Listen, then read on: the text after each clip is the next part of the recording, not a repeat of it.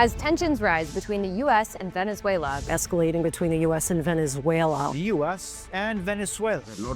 I'm speaking to the imperialists of the North. We're getting ready, and we will fight if you dare set foot in Venezuela. Nicolas Maduro is an indicted drug trafficker. I announced $50 million reward for his capture. We'll see what happens with Venezuela. Venezuela's been very dangerous. Venezuela is playing a dangerous game. It's allying with Russia and China, America's biggest enemies. And the United States isn't having it. With U.S. warships off Venezuela's coast and America attacking Venezuelan drug vessels, the fight is on. But how did it get to this point? And what role did Russia and China play in all this? And U.S.-Venezuela tensions runs to a time long before Maduro. Chavez took direct aim at President Bush, calling him a devil. Even though Maduro has China and Russia as his supporters, but Beijing doesn't seem to have much appetite for foreign military adventures. Vladimir Putin's Russia, on the other hand, has a proven record of using military force abroad. Let's start with Moscow. For a long time, Russia has been a bystander in Venezuelan affairs. But a while back, it suddenly decided to actively engage with Venezuelan affairs. Unsurprisingly, it started with weapons deals. In 2008, Russia began sending over full military packages. These included thousands of rifles, fleets of helicopters, armored vehicles, fighter jets, and most importantly, the S-300 air defense system. And you have to understand that this was not outdated equipment that Russia wanted to clear out of its warehouses. For example, the S-300 was one of the most advanced platforms, designed to track aircraft across long distances and even intercept incoming missiles. And for a country in Latin America to suddenly receive something like this was unusual. And for the United States, it was deeply provocative. This move showed how serious Russia was. By giving Venezuela such a powerful system, Moscow was signaling that it was willing to provide a defensive shield that could complicate any U.S. military plan in the region. And for Hugo Chavez, who was president at the time, these deals were more than just military upgrades. He could point to each new delivery as evidence that his government was strong enough to protect the nation. But these sales weren't one-sided trades.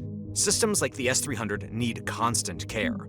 They require training, spare parts, and regular maintenance. And that meant Russian advisors and experts had to be in Venezuela for years, working with local forces. So what looked like a straight trade of oil money for weapons was actually the start of a long-term dependency. Russia wanted Venezuela to rely on its technology, and Venezuela wanted Russia's strength behind it. Both sides found reasons to keep moving closer. Then Russia decided to take things further. Later that year, it sent Tu-160 bombers across the Atlantic. The Tu-160, nicknamed the Blackjack by NATO, is a nuclear-capable strategic bomber, one of the largest and most powerful in the world. You can see on this photo that 2 of them landed in Venezuela.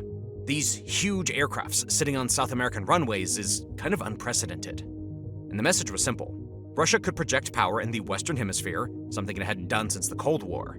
And of course, Chavez could stand proudly on the runway. Here were some of the most advanced machines in Moscow's arsenal parked on his soil. That gave him a powerful image to show both his supporters at home and his rivals abroad. But Washington found this nothing more than alarming. The thought of Russian nuclear-capable planes sitting so close to U.S. territory was difficult to ignore. You could say that, on paper, the Cold War had ended decades earlier. But this scene showed the world that the rivalry between the two powers had only taken on new shapes. Not long after, Russia added another layer to its involvement. Naval ships began making port calls in Venezuelan harbors, including Caracas itself. These were warships able to launch missiles, and they had sailed across the Atlantic to dock in Venezuela. While there, they ran joint training exercises, worked with Venezuelan crews, and even held parades that looked like celebrations of a new partnership. The symbolism was impossible to miss, because the Kremlin proved that they could still project power halfway across the world and stand face-to-face with the United States in its own hemisphere. And at the same time, something else was happening that was less official but just as telling. Photos and reports started to surface, showing men wearing Wagner Group patches inside Venezuela. The Wagner Group, a private military company linked tightly to the Kremlin, has already gained a reputation for fighting in Ukraine and Syria. Now they were starting to appear in Latin America, and you have to understand that these were not the normal uniformed Russian soldiers, but rather shadowy operatives who gave Moscow a way to maintain a presence without openly admitting it. They trained Venezuelan units, provided security for political leaders, and even showed up during crackdowns on protests. And because they weren't official troops, Russia could deny involvement. But the images circulating on social media contradicted Moscow's claim. Wagner men were there, and their presence only deepened the ties between Moscow and Caracas. But Russia wasn't the only one interfering with Venezuelan affairs, as another power started to step in as well, and that was China. And you may already know this, China's style is usually different from Russia's. Moscow often shows strength through warplanes and warships and soldiers. Beijing, on the other hand, usually builds influence through money, projects, and quiet agreements. But in Venezuela, China did a little bit of both. One of the clearest signs of China's growing role in Venezuela was the building of radar stations. These were big, serious installations that could watch US fighter jets moving through the Caribbean skies and follow American naval ships sailing nearby. And this kept Washington on edge because it meant Beijing could keep an eye on sensitive military activity right in the US's own neighborhood. In Caracas, though, the story was very different. But the Venezuelan government had pride in the fact that Chinese technology was scanning the skies, and now they could tell their people that the country was better protected, and there were now more eyes watching the horizon for any possible threat. And from there, China moved even deeper into the Venezuelan economy. While Russia brought missiles and bombers, China brought loans, bonds, construction projects, and money for infrastructure. Beijing started to finance projects in telecom, mining, and even surveillance systems. Through these tactics, Beijing secured their influence and made sure Venezuela became tied to Chinese companies and banks. I mean, can you imagine an entire network of cameras and communication lines built with Chinese technology? This basically meant that the Venezuelan government could rely on these systems to watch over its citizens and control information, let alone Beijing surveilling every move. But also at the same time, mining projects gave China access to gold and rare resources, things it always needs for its massive industries back home. This connection between Venezuela and China grew stronger through a special kind of deal often called loans for oil. The idea was simple, but also very clever. China would lend Venezuela billions of dollars, money that the government in Caracas badly needed to pay for projects, subsidies, and salaries. In return, Venezuela would pay back the loans not in cash, but instead in barrels of oil. Tankers full of Venezuelan crude were shipped to China as a repayment. This gave both sides what they wanted. Venezuela got cash right away, and China secured a steady flow of oil to fuel its fast-growing economy. Of course, on paper, it looked like a win-win. But if you think about it more closely, it also meant that Venezuela was locking itself into long-term deals that gave Beijing more control. Because remember, we are still in the 2010s, and at the time, while oil prices were still high, this arrangement was safe for Venezuela. That is because oil was in demand by the Chinese. And with that money, Chavez and later Maduro would use Chinese loans to fund social programs and keep political support at home. The streets stayed calm because subsidies were paid and projects kept people busy. China, for its part, was happy to deepen its influence in Latin America, far from home but close to US borders. Each loan, each project, and each shipment of oil tightened the bond. But things would change very quickly when oil prices collapsed. Between 2014 and 2016, the value of oil went from around $100 a barrel to just $30. This was a disaster for Venezuela. Almost all of its government income came from selling oil, and suddenly that income nearly vanished. Inflation exploded, poverty spread, and the economy entered a freefall. Here is where China's earlier deals made a huge difference. Because of the loans for oil agreements, China still had a claim on Venezuela's future barrels, even when oil brought in much less money. Beijing could keep collecting oil while Caracas struggled to feed its own people. This gave China massive leverage. Venezuela could not easily walk away because it already owed too much. And this is a classic, typical Beijing move. Help struggling countries that are in desperate need with appealing deals, but then stab your partner in the back later by demanding enormous amounts of debt to be paid. It was, and has always been, in the favor of the Chinese. I mean, look at China and the rest of Latin America. Chinese hands are everywhere. So while Russia built up Venezuela's defenses and showed off military might, China basically tied Venezuela down with debts, technology, and contracts. Radar stations watched the skies. Telecom and surveillance systems kept the government in control. Mines and oil shipments fed Chinese industries. And when the crash came, all of these ties meant Beijing had more say in Venezuelan politics and economics than ever before. It was less dramatic than Russian bombers landing on runways, but in some ways it was even more powerful. Because while a bomber might leave after a few days, debts, contracts, and infrastructure can last for decades. But we've yet to address the elephant in the room in this story. While Russia and China are indeed interfering with Venezuelan foreign and domestic affairs, two men dragged the country to the state, where they are exploited from the left to right. Firstly, Hugo Chavez, the president we mentioned earlier, came to power in 1999. For him, oil became more than just a way to earn money. It became a weapon, a tool, a way to build alliances. Oil profits in those early years were huge, and Chavez wasted no time in using them to expand his influence across Latin America. He didn't just keep the money at home. Instead, he directed billions towards helping Cuba, Nicaragua, and as many as a dozen other countries. He gave them cheap fuel, subsidies, and loans. And in return, he gained their loyalty. This was the birth of his so-called oil diplomacy. On the surface, it looked generous, like one neighbor helping another. But underneath, it was strategic. Every barrel of oil sent abroad was also buying influence. And those subsidies turned into friendships that could later be cashed in for political support on the international stage. This became most obvious at the United Nations. With so many small nations dependent on Venezuelan oil, Chavez could count on their votes when it came time to resist US proposals. In effect, he was building an anti-US bloc inside the UN, a wall of countries ready to vote with him against American interests. And of course, again and again, this didn't sit well with Washington. It was one thing for Venezuela to support Cuba or Nicaragua, but it was another thing entirely for Chavez to try reshaping global politics by handing out oil like candy. It was as if Venezuela was buying votes on the world's biggest stage, and the United States did not take it lightly. The US's response was not immediate tanks or bombers, but it came in the form of funding, strategy, and information wars. Agencies like the National Endowment for Democracy began channeling money towards Venezuelan opposition groups and independent media outlets. You have to understand, in these scenarios, the US only has one goal: to build up voices inside Venezuela that could stand against Chavez's growing power. These groups tried to report on corruption, organize protests, and present an alternative path for Venezuelans who felt smothered by the government. Washington hoped that by empowering the opposition, they could weaken Chavez's grip and maybe even push him out of office over time.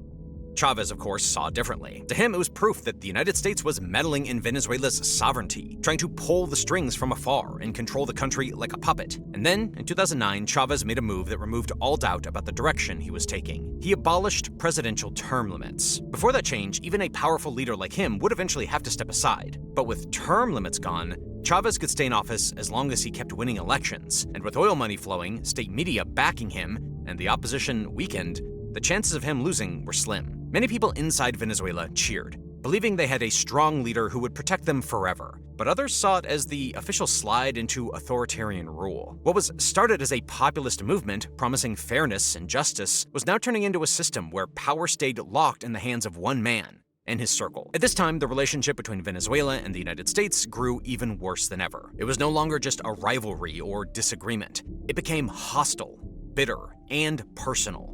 The kind of messy divorce where both sides refused to sit at the same table. Washington accused Chavez of crushing democracy and funding enemies abroad, while Chavez accused Washington of imperialism, sabotage, and plotting coups.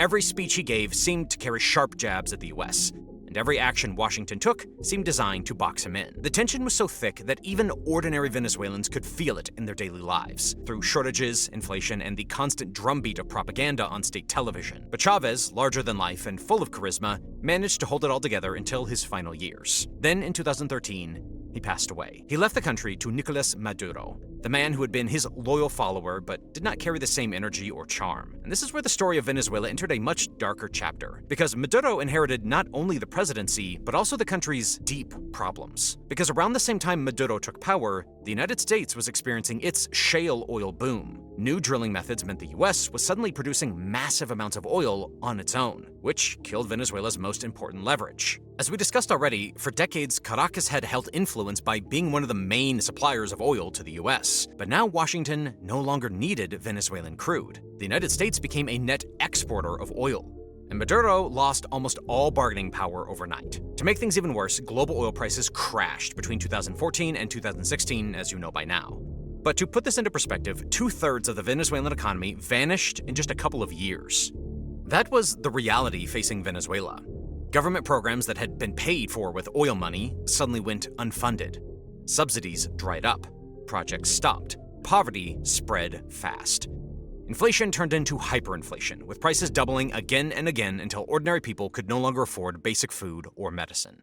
Shelves in stores stood empty, and long lines stretched down the streets for bread or rice. Maduro tried to hold on, but unlike Chavez, he didn't have the personal magnetism to keep people loyal through the crisis. Chavez had been a showman, a speaker who could whip up crowds and convince them that sacrifices were worth it. Maduro lacked that skill. Instead of winning people over with charisma, he turned to force. Opposition candidates were jailed or pushed into exile. Protests were met with arrests and violence. International observers began to call the elections fraudulent, and millions of Venezuelans started to lose faith that change could ever come from the ballot box. So, to put it simply, the very thing that made Venezuela rich had become its curse. The oil diplomacy of Chavez had bought friends abroad, but it left the nation dependent on high oil prices.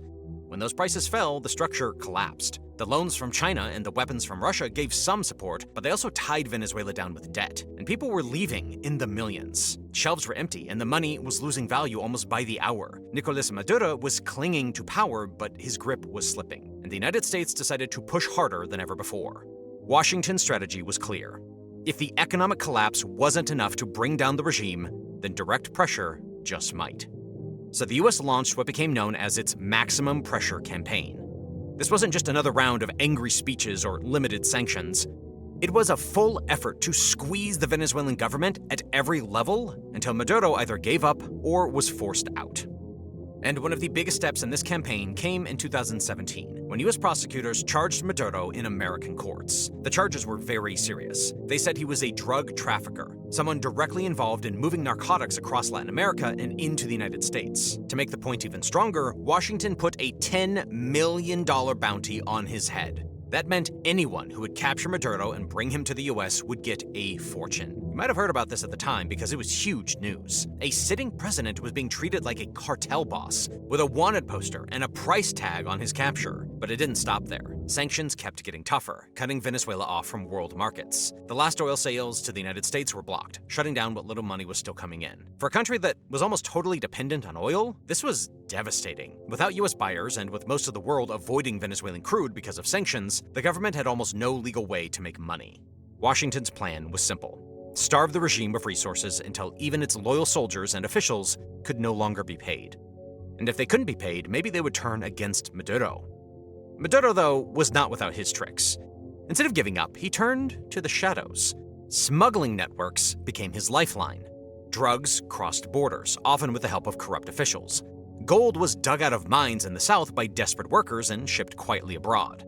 And oil, though blocked officially, still made its way out through back channels, sold to buyers willing to break the rules for a discount. These underground flows of cash and resources gave Maduro just enough to keep paying people close to him. Soldiers, police, and loyal politicians still got their cut. And in a system where loyalty was bought with money, that was enough to survive. And then, unexpectedly, came one of the strangest moments in this whole story. Something that almost makes it feel like it came out of a movie. In 2019, a group of mercenaries tried to land on Venezuelan beaches and overthrow the government. Among them were 2 former US Special Forces soldiers. Their plan was bold, but poorly thought out. They believed that once they landed, thousands of Venezuelan soldiers would switch sides and join them. But that's not at all what happened. The operation fell apart almost immediately. Venezuelan forces caught many of them, some were killed, and the rest were shown on state television as proof of an American-backed plot. Washington quickly said, "Oh, we had nothing to do with that raid," but the damage was already done. Maduro used the failed invasion as propaganda. He told his people that this proved how far the United States would go to remove him. The hostility grew stronger and larger. And as the years went on and pressure from the United States kept building, Venezuela started looking even more to its foreign friends for support. By this point, Russia was already deeply involved, but another powerful ally stepped in with more than just words of encouragement. That ally was Iran. Now, Iran has long been at odds with the United States, and it saw in Venezuela not only a friend in need, but an opportunity to push back against Washington right in its own backyard. So the Iranian Quds Force, which is a branch of Iran's Revolutionary Guard, began to quietly set up shop inside Venezuela. The goal was to build something concrete, something that would change the balance of power in Latin America. They started work on a drone production facility, the largest of its kind in the region. Just like Russia, these were not simple machines with small cameras. These were Shahed-style drones, the same type that had already been used by Russia in Ukraine. They were designed to carry explosives, travel long distances, and strike with accuracy. So when Iran decided to set up a drone factory in Venezuela, it was more than just a new project. It gave Maduro a tool that could be used to pressure the countries around him. During the same time, Russia's role in Venezuela remained strong. Even after years of developing weapons, flying bombers into the country, and sending naval ships across the Atlantic, Moscow found more ways to stay involved. The Wagner Group kept showing up, but the role was not limited to security during protests. They were now training elite Venezuelan forces, giving them tactics and preparing them to handle unrest if it happened.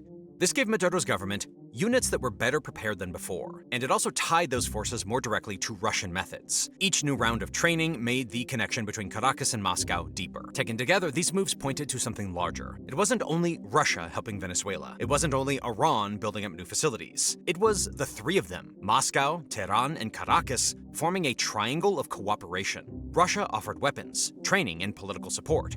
Iran brought drones, advisors, and infrastructure. Venezuela gave them a foothold in the Western Hemisphere, a place to project power close to the United States. And this showed clearly that they were not afraid to push their presence into an area long seen as under US influence. But let's stop here for a moment. Do you remember Venezuela losing their economic power due to mismanagement and the collapse of their oil industry? And how generously Venezuela received military equipment from its so-called allies? This is the very foundation on which another problem began building, but this time on its eastern border with Guyana. This time, the focus wasn't inflation, sanctions, or shortages at home. It was about oil and territory. Guyana, a small neighbor that had rarely been central in regional politics, suddenly became one of the fastest-growing oil producers in the world, after massive offshore reserves were discovered. Estimates suggest that Guyana could soon overtake many long-standing producers. And Guyana wasn't just a country, it is a very small English-speaking country that is on good terms with the West. And with everything that has happened in Venezuela, the government reignited a centuries-old territorial claim over the Essequibo region, which covers about 2/3 of Guyana's land area. Officials declared that this was historic Venezuelan territory, and state media repeated the message daily. The goal was to turn the dispute into a unifying cause, presenting it as an issue of national pride at a moment when Venezuela's economy was collapsing. Troops were deployed to the border, military bases were expanded, and new infrastructure was built in areas that had been quiet for decades. And Guyana, with a population of less than 1 million and only around 4,000 soldiers, had no chance of defending itself against a country the size of Venezuela. Georgetown quickly sought international support. The United Kingdom, which still had historic and friendly ties with Guyana as a former colony, sent a warship to the region. The United States followed with military drills, including fighter jet flyovers and joint exercises, to show solidarity with Guyana. And with this, Caracas received the message that when they attempted to invade, it would face fierce resistance. And at the same time, Washington increased direct pressure on Nicolas Maduro. The reward for his arrest, originally set at $10 million, was raised first to $15 and then to $50 million. This placed him among the most highly targeted leaders in the world. And in Venezuela, by framing it as a matter of defending sacred territory, it rallied parts of the population and shifted attention away from hyperinflation and poverty at home. But a year later, nothing really changed, because the Maduro government was leaning harder than ever on Russia, China, and Iran just to stay afloat. Washington decided that words and sanctions alone were not enough anymore, so it turned to a very old tool of foreign policy, one that had been used many times in Latin America before. This was gunboat diplomacy. The practice of sending warships not to fight a full war, but to send a message and force the other side to move. So in early 2024, 7 US warships appeared off the coast of Venezuela. They weren't hiding or trying to slip in quietly. They were visible, deliberate, and right there for everyone to see. Now, 7 ships might not sound like much compared to a giant fleet, but the size of this deployment was important. It was too large for a simple drug operation, which usually involves Coast Guard cutters or patrol boats, not guided missile destroyers and amphibious landing vessels. At the same time, it was too small to be the start of a full invasion, which would have required an aircraft carrier, thousands more troops, and weeks of buildup. This meant the US was not preparing to invade, at least not yet. Instead, it was putting just enough power in place to make Maduro nervous, to force him to respond, and to make him spend money and resources that he could not afford to waste. And if you look closely at the situation here, it was also a sense of history repeating itself. If you look back to 1964, the US carried out something very similar in Brazil during what was called Operation Brother Sam. At that time, American warships sailed towards Brazil while generals inside the country moved against their president. The presence of US ships gave those generals confidence, and the president soon fled, leaving behind a military regime that Washington found much friendlier. This was nothing new for the US. They have used the threat of force to change the political balance inside the country, and this was again a nightmare for Maduro. The Venezuelan leader claimed that he had mobilized millions of armed citizens, even talking about a full republic in arms. But such claims were hard to believe. And even if partially true, mobilizing so many people would cost enormous amounts of money. Paying soldiers, moving equipment, and keeping forces on high alert drained the country's already collapsing economy. That was exactly the point from Washington's perspective. If Maduro spent his little remaining cash on preparing for a fight that never came, he would weaken himself from the inside. Generals might grow unhappy. Citizens might grow angrier. Pressure might finally reach the breaking point where people would rise up. But just as the US was increasing the heat from the outside, Russia and China stepped in once again to give Maduro a lifeline. The timing could not have been more critical. On July 28, 2024, Venezuela held elections. These elections were, again, quickly labeled fraudulent by much of the international community. The United States, the European Union, and many Latin American governments demanded transparency and asked for the detailed vote counts to be made public. The regime-aligned National Electoral Council, however, declared Maduro the winner. Almost immediately, China and Russia announced that they recognized the victory. This basically meant that Beijing and Moscow stood with Maduro, even as much of the world condemned him. But if this is a victory for Maduro, this is more than a disappointment for ordinary Venezuelans. And on the streets, protests broke out. People carried signs, demanded change, and clashed with police. In some of these protests, men wearing Wagner patches were spotted again, just as they had been in years before. Their presence, whether real Russian mercenaries or simply Venezuelan forces wearing their symbols, suggested that Moscow's influence went beyond diplomacy. It stretched into the very heart of Venezuela's security forces. Beijing, meanwhile, offered a different kind of support. Chinese companies and banks kept Venezuela plugged into alternate trade routes. Oil and gold, the last valuable exports the country still had, were shipped out quietly through allies and partners who didn't mind ignoring US sanctions. This provided Maduro with enough money to keep his generals and top officials on his side. At the same time, China supported Venezuela's efforts to join BRICS, the group of large emerging economies that already included Russia, China, India, Brazil, and a few others. Membership gave Caracas a way to claim it was not isolated, but part of a broader international bloc that stood apart from US influence. For Beijing and Moscow, bringing Venezuela into BRICS added another voice to their push for a world order less centered on Washington. So while American warships sat just off of Venezuela's coast, signaling pressure and forcing costly mobilizations, Russia and China chose to deepen their partnership with Maduro. What followed was a stalemate, one that left the country caught between outside threats and foreign support. But aside from politics, for everyday Venezuelans, the hardship never eased. They were left to watch their nation turn into a stage where the world's biggest powers played out their rivalry. Washington pushed for regime change, Moscow and Beijing worked to hold the government in place, and Maduro himself clung to power at any cost. And that is where Venezuela stands today. A country weighed down by crisis at home, yet locked into a struggle that stretches far beyond its borders.